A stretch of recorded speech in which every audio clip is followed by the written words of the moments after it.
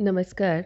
आज हम लोग बात करेंगे भारतेंदु युग की प्रेरक परिस्थितियों पर। भारतेंदु युग अथवा पुनर्जागरण काल का उदय हिंदी कविता के लिए नवीन जागरण के संदेशवाहक के रूप में हुआ था। भारतेंदु युग के सीमांकन के संबंध में विद्वानों में मतभेद है। आचार्य रामचंद्र शुक्ल ने भारतेंदु हरिश्चंद्र के रचना काल को दृष्टि में रखकर संवत 1925 से 1950 की अवधि को नई धारा अथवा प्रथम उत्थान की संज्ञा दी है और इस काल को भारतेंदु हरिश्चंद्र तथा उनके सहयोगी लेखकों के कृतित्व से समृद्ध माना है, किंतु उनके द्वारा निर्धारित काल अवधि से कुछ अन्य लेखकों का वैमनस्य है। मिश्र बंधुओं ने 1926 से 1945 विक्रम संवत तक, डॉक्टर रामकुमार वर्मा ने 1927 से 1957 विक्रम संवत तक, डॉक्टर केसरी नारायण शुक्ल ने 1922 से 1957 विक्रम संवत तक और डॉक्टर रामविलास शर्मा ने 1925 से 1957 विक्रम संवत तक भारतेंदु युग की व्याप्ति मानी है।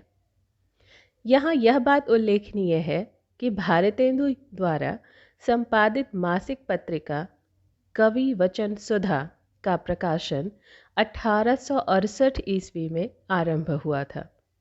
इसलिए भारतेंदु युग का उदय 1868 से मानना सर्वाधिक उचित है। इसी तर्क के समकालीन हम मानते हैं सरस्वती के प्रकाशन वर्ष 1900 को भारतेंदु युग की समाप्ति और द्विवेदी युग के प्रारंभ। यह ठीक है कि भारतेंदु हरिश्चंद्र के मृत्यु के साथ ही भारतेंदु युग की समाप्ति नहीं मानी जानी चाहिए, लेकिन उनके समकालीन कवियों द्वारा बाद में रचित कृतियों को ध्यान में रखते हुए इस काल की व्याप्ति 1900 ईस्वी तक स्वीकार की जाती रही है, क्योंकि इस समय तक साहित्य क्षेत्र में अनेक नवीन प्रवृत्तियों का उदय लक्षित होने लगा था। यहाँ पर यह जिज्ञासा प्रासंगिक होगी कि रीतिकाल के समापन से लेकर भारतेंदु युग के पूर्व काल तक की रचनाओं का अनुशीलन किस संदर्भ में किया जाना चाहिए। वस्तुतः इतिहास का कोई भी काल सहसा समाप्त या शुरू नहीं होता। प्रायः अगले 1-2 दशक तक उसकी रचना प्रवृत्तियाँ किसी न किसी रूप में व्यक्त होती रहती हैं। इसी तरह से किसी भी नए युग का आरंभ भी सहसा नहीं होता। उसके स्वरूप निर्माण की प्रक्रिया 10-20 सालों तक चलती है। 1843 से 1867 ईस्वी तक का कृतित्व न तो पूर्णतः रीतिकाल के प्रभाव में है और न ही भारतेंदु युग की पुनर्जागरण मूलक प्रवृत्तियों के प्रभाव में। इसका अनुशीलन भारतेंदु युग की पृष्ठभूमि के रूप में किया जाता रहा है। अब हम देखें कि भारतेंदु के काल के आरंभ से पूर्व जो परिस्थितियां थीं वह किस तरह की थी। भारतेंदु के पूर्ववर्ती कवियों की ब्रज भाषा रचनाओं को हम 3 वर्गों में विभाजित कर सकते हैं: भक्ति काव्य, श्रृंगार रस का काव्य और रीति निरूपण काव्य। भक्ति काव्य के रचयिताओं में रीवा नरेश रघुराज सिंह का प्रमुख स्थान है। उन्होंने प्रबंध और मुक्तक दोनों शैलियों में लगभग 28 कृतियों की रचना की थी, जिनमें कुछ भारतेंदु युग की परिधि में भी आ जाती हैं। उदाहरण के लिए सुंदर शतक, पत्रिका, रुक्मिणी परिणय, आनंद अंबु निधि और श्रीमद् भागवत महात्म्य भारतेंदु पूर्व काल की कृतियाँ मानी जाती हैं, फिर भी इनमें जो रस है वह भारतेंदु युग से काफ़ी कुछ मिलता जुलता है। जबकि राम स्वयंवर, भक्ति विलास, राम रसिकावली, इन सब की रचना 1868 के बाद की गई है। फिर भी इसमें कुछ कुछ रीतिकाल का या भक्ति काल का रस समाविष्ट है। ये कवि मुख्यतः राम भक्त थे, किंतु कृष्ण लीलाओं का गायन भी उन्होंने पूरे मनोयोग से किया है। भक्ति के साथ साथ श्रृंगारिकता भी उनके काव्य में विद्यमान है। सूर और तुलसी जैसी भक्ति भावना, केशव जैसी प्रबंध कौशलता और ब्रजभाषा की रमणीयता उनके कृतित्व की उल्लेखनीय विशेषताएं हैं। इस काल के अन्य कवियों में अयोध्या निवासी रघुनाथ दास राम स्नेही ने रामचरितमानस के अनुकरण पर दोहा चौपाई शैली में विश्राम सागर की रचना की थी। यह 1854 में प्रकाशित हुआ। इसमें राम और कृष्ण के अवतार रूपों का वर्णन करने के साथ ही अनेक पौराणिक कथाओं को स्थान दिया गया है। सरदार कवि, जिनका रचना काल 1845 से 1884 है, इनके द्वारा रचित रामलीला प्रकाश और राम रत्नाकर तथा देव कवि काष्टजीव के राम भक्ति संबंधी अस्फुट पद भी उल्लेखनीय हैं। कृष्ण भक्त कवियों में लखनऊ के वैश्य बंधुओं शाह कुंदन लाल तथा शाह फुंदन लाल का उल्लेख भी अपेक्षित है।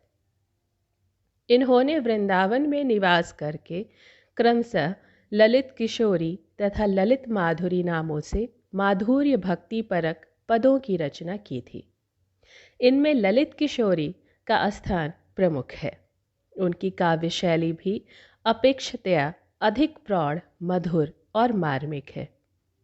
भारतेंदु हरिश्चंद्र के पिता गोपाल चंद्र गिरधर दास, जो 1833 से 1860, इनके द्वारा लिखित राधा स्तोत्र, गोपाल स्तोत्र, जरासंध बध काव्य और बलराम कथामृत भी कृष्ण कथा पर आधारित रचनाएं हैं। उन्होंने राम कथामृत की भी रचना की है। भाषा, परिष्कार और अलंकार नियोजन पर इनका विशेष बल रहा है। रीतिकालीन श्रृंगार परंपरा का निर्वाह कम से कम इस अवधि के कवियों के लिए नितांत स्वाभाविक था। कवि ठाकुर के पौत्र शंकर ने श्रृंगार रस के अनेक मनोहारी छंदों की रचना की है। इनके अनुज सेवक द्वारा बरवे छंद में प्रणीत नखशिक और कुछ फुटकर सवैये भी पठनीय हैं। सरदार कवि ने काशी नरेश के आश्रय में रहकर रीतिबद्ध शैली में षड ऋतु, साहित्य सरसी और श्रृंगार संग्रह की रचना की, जिनमें अंतिम ग्रंथ में अन्य कवियों के चुने हुए छंद संकलित हैं। चंद्रशेखर वाजपेयी की नखशिक भी श्रृंगार रस की अच्छी कृति है। यूं उनके प्रसिद्ध काव्य हमीर हठ में भी प्रसंगवश श्रृंगार रस को स्थान मिला है। वीर काव्य में लिखा गया यह हमीर हठ काफी प्रसिद्ध रचना मानी जाती है। काव्य रीति निरूपण भी इस समय की परंपरा सिद्ध उपलब्धि है। इस दिशा में सर्वप्रथम उल्लेखनीय रचना है प्रयाग के निकटवर्ती ग्राम हरिपुर के निवासी रामदास, जिनका मूल नाम राजकुमार था, द्वारा रचित कवि कल्पद्रुम। यह मूलतः ध्वनि सिद्धांत से संबंधित ग्रंथ है। रस, अलंकार, छंद प्रभृति अधिकांश अन्य काव्यांगों का विवेचन भी इसमें मिलता है। इसकी रचना संस्कृत और हिंदी के प्रमुख काव्यशास्त्रीय ग्रंथों के अध्ययन के उपरांत किया गया है। फलस्वरूप समन्वयात्मक काव्य दृष्टि इसकी महत्वपूर्ण विशेषता है। चंद्रशेखर वाजपेयी कृत रसिक विनोद पटियाला नरेश नरेंद्र सिंह के आश्रय में लिखा गया रस और नायिका भेद संबंधी सुबोध ग्रंथ है। रस निरूपण में भरत और नायिका भेद वर्णन में भानुदत्त कवि के उपजीव्य रहे हैं। रीतिकाल के अंतिम चरण के कवि ग्वाल का रसरंग भी इसी अवधि में रचित प्रसिद्ध रस निरूपक ग्रंथ है। सेवककृत वाग्विलास रस भाव और नायिका भेद का ग्रंथ है, जिसमें विषय के स्पष्टीकरण के लिए कहीं कहीं गद्य का प्रयोग भी मिलता है। बाबू गोपाल चंद्र गिरधर दास इस काल के दूसरे उल्लेखनीय रीति कवि हैं। भारती भूषण शीर्षक अलंकार ग्रंथ और छंदो वर्णन शीर्षक पिंगल ग्रंथ उनकी प्रसिद्ध काव्यशास्त्रीय रचनाएं हैं। जिला गया के अंतर्गत टेकारी निवासी वैजनाथ द्विवेदी का उल्लेख इस संदर्भ में विशेष रूप से अपेक्षित है। उनके द्वारा रचित सीता रामाभरण मंजरी अलंकार ग्रंथ है। राम रहस्य में श्रृंगार के रस राजत्व की स्थापना करते हुए अन्य रसों के लक्षण उदाहरण भी दिए गए हैं। वृत्तनी दोष कदंब काव्य दोष संबंधी कूट शैली की कृति है।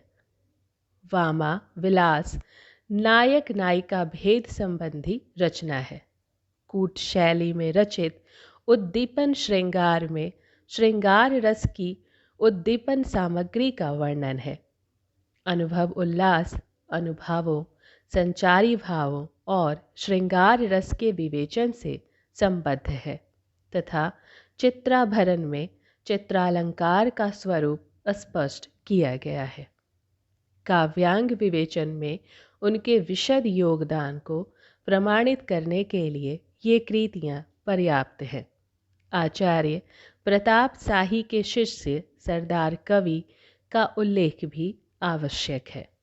उनकी ख्याति विशेषतः कवि प्रिया और रसिक प्रिया के टीकाकार के रूप में है। बिहारी सतसई और सूर की दृष्टिकूट पद्यावली के सटीक संस्करणों में भी उनका काव्यांग विवेक परिलक्षित होता है। भारतेंदु युग का नवीन परिवेश इन सब से निर्मित हुआ है। आलोच्य युग में जनचेतना पुनर्जागरण की भावना से अनुप्राणित थी।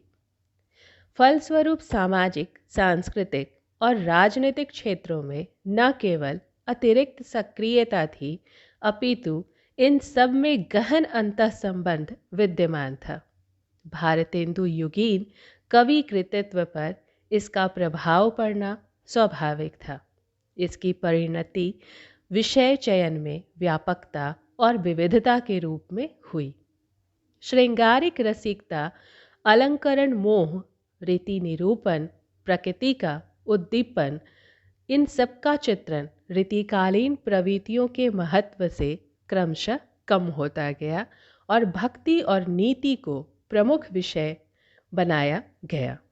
भारतेंदु हरिश्चंद्र ने जनता को उद्बोधन प्रदान करने के उद्देश्य से यह आग्रह किया कि अब नवीन विषय काव्य में शामिल होंगे। उन्होंने जातीय संगीत अर्थात लोकगीत की शैली पर, सामाजिक कविताओं की रचनाओं पर बल दिया। मातृभूमि प्रेम, स्वदेशी वस्तुओं का व्यवहार, गोरक्षा, बाल विवाह निषेध, शिक्षा प्रसार का महत्व, मद्य निषेध, भ्रूण हत्या की निंदा, इन सभी विषयों को कविगणों ने अपनाया। राष्ट्रीय भावना का उदय भी इस काल की अनन्य विशेषता है। ब्रह्म समाज, प्रार्थना समाज, आर्य समाज, रामकृष्ण परमहंस और विवेकानंद के विचारों तथा थियोसॉफिकल सोसाइटी के सिद्धांतों का प्रभाव भी आम जनजीवन पर पड़ रहा था। आर्थिक, औद्योगिक और धार्मिक क्षेत्रों में पुनर्जागरण की प्रक्रिया प्रारंभ होने लगी थी। पाश्चात्य शिक्षा प्रणाली ने शैक्षिक क्षेत्रों में भी वैयक्तिक स्वतंत्रता की प्रेरणा प्रदान की। अंग्रेजी का प्रचार प्रसार यद्यपि जनता से संपर्क साधन और प्रशासकीय आवश्यकताओं के लिए किया जा रहा था, पर अंग्रेजी साहित्य के अध्ययन ने अन्य देशों के साथ तुलना का अवसर भी प्रदान किया और इस तरह राष्ट्रीय भावना के विकास के लिए उचित वातावरण बन सका। मुद्रण यंत्रों के विस्तार और समाचार पत्रों के प्रकाशन ने भी जनजागरण में योगदान दिया। इन सब के परिणाम स्वरूप तत्कालीन साहित्य चेतना मध्यकालीन रचना प्रवृत्तियों तक ही सीमित नहीं रहकर नवीन दिशाओं की ओर उन्मुख होने लगी थी। भारतेंदु युगीन कवियों का काव्य फलक अत्यंत विस्तृत हो गया। उनकी रचना प्रवृत्तियां एक ओर भक्तिकाल और रीतिकाल से अनुबद्ध है तो दूसरी ओर समकालीन परिवेश के प्रति जागरूकता का भी उसमें अभाव नहीं है। प्रवृत्तिमूलक विश्लेषण के लिए इन कवियों की कविताओं पर अगर हम ध्यान दें तो यह विचार उचित होगा कि राष्ट्रीयता, सामाजिक चेतना, भक्ति भावना, श्रृंगारिकता, प्रकृति चित्रण, हास्य व्यंग्य, रीति निरूपण, समस्या पूर्ति, काव्यानुवाद, कला पक्ष, इन सब पर ध्यान दिया जाने लगा और यहीं से भारतेंदु युग की सीमा प्रारंभ होती है और भारतेंदु युग का लेखन भी। धन्यवाद।